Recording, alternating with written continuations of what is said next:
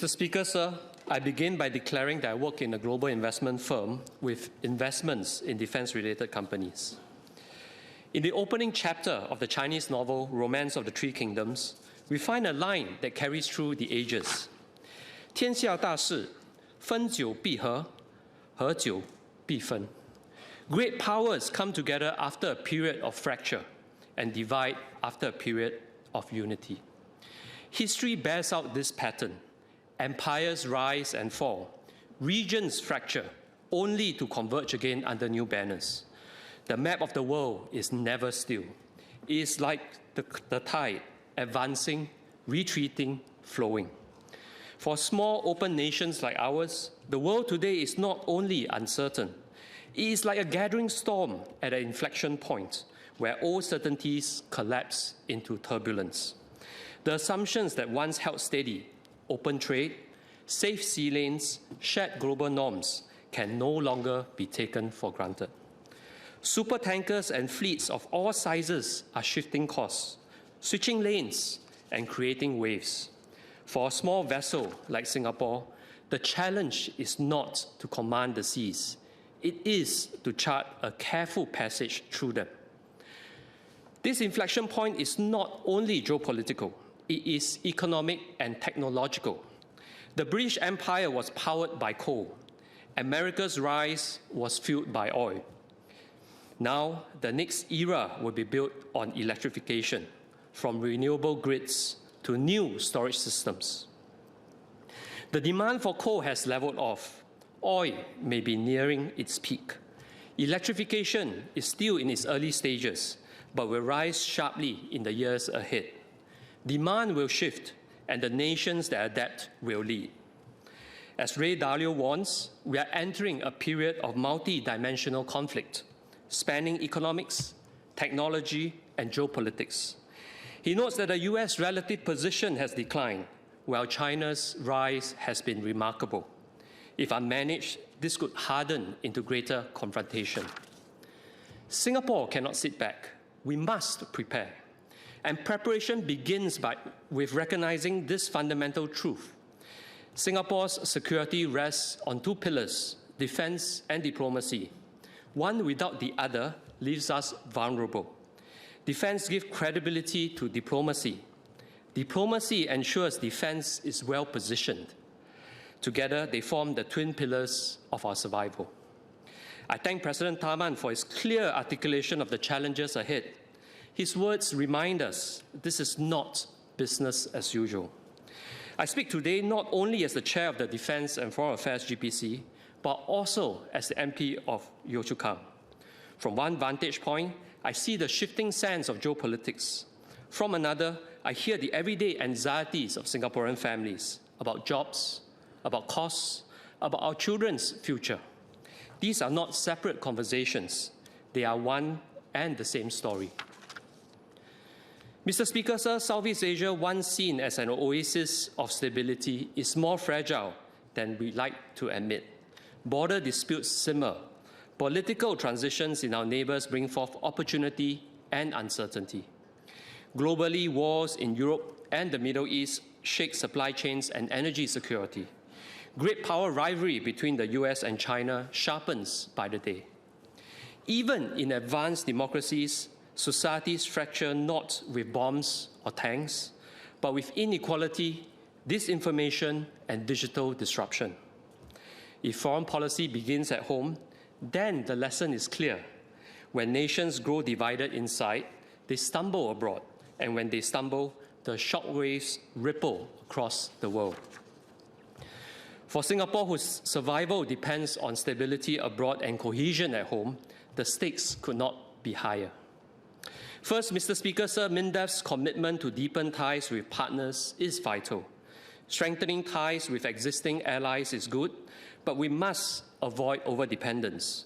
We must also cultivate diversified relationships, even with non-traditional partners in the global south. For example, emerging economies that share an interest in regional stability. At the same time, we have to carefully manage risks from states who may not always share our worldview and whose ambition may not always align with a rule-based order. Meanwhile, warfare is changing. Cheap drones, cyber attacks, AI-enabled systems. These are not weapons of tomorrow. These are weapons of today. The SAF must not just keep pace. It must set the pace. But it is not enough to buy the most advanced systems. What matters is whether we can sustain and replenish them. A handful of elite systems may not decide the outcome. What will matter is skill and speed. Tens, hundreds, even thousands of resilient systems that can be replaced and deployed quickly. This is where our defense industry plays a role. ST Engineering has shown what is possible with reliability and innovation.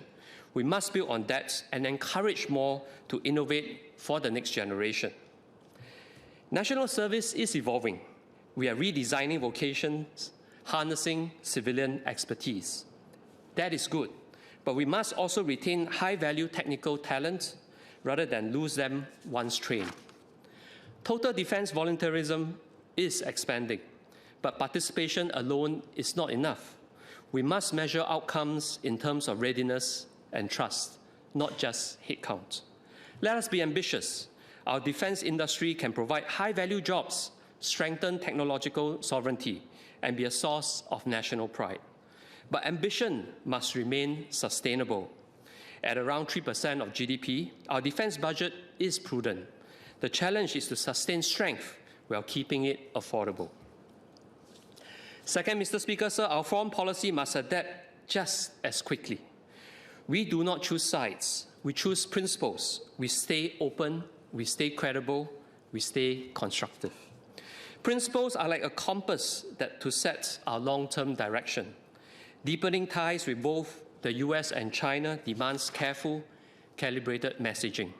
Openness to one must never be misread as turning away from the other. Ultimately, all foreign policy is domestic policy. When big nations clash, Singaporeans feel it in the price of groceries, the security of jobs, the reliability of essential services.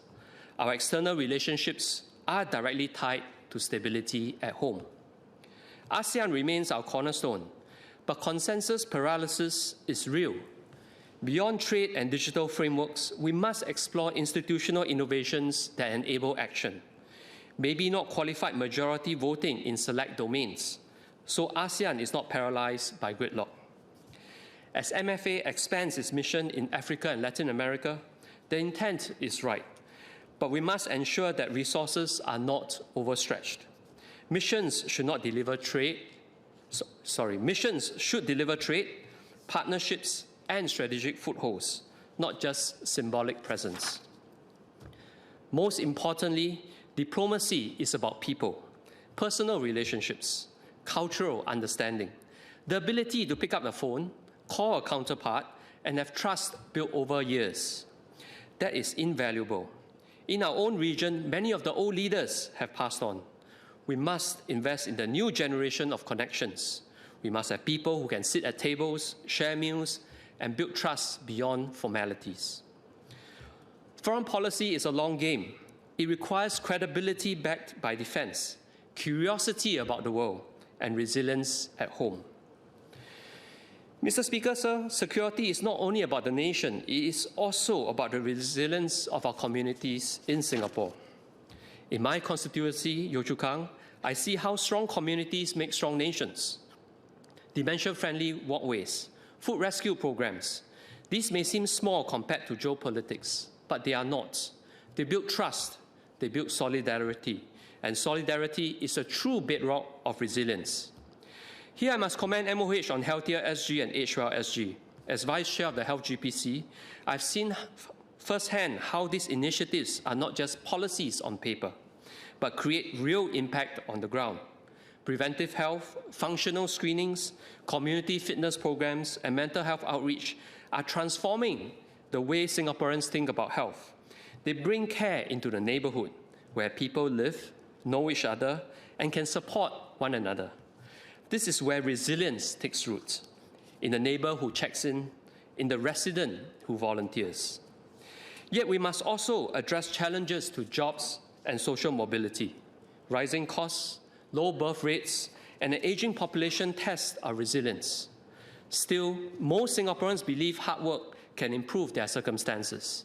That optimism is not just individual hope, it is our collective strength. In conclusion, Mr. Speaker, sir, we have reflected on shifting tides of geopolitics and unpredictable challenges. We have looked at warfare today, from drones and cyber attacks to AI-enabled systems, and the need for SAF that is ready and resilient. We have considered foreign policy that is principled and practical, open but credible, designed to deliver for our people.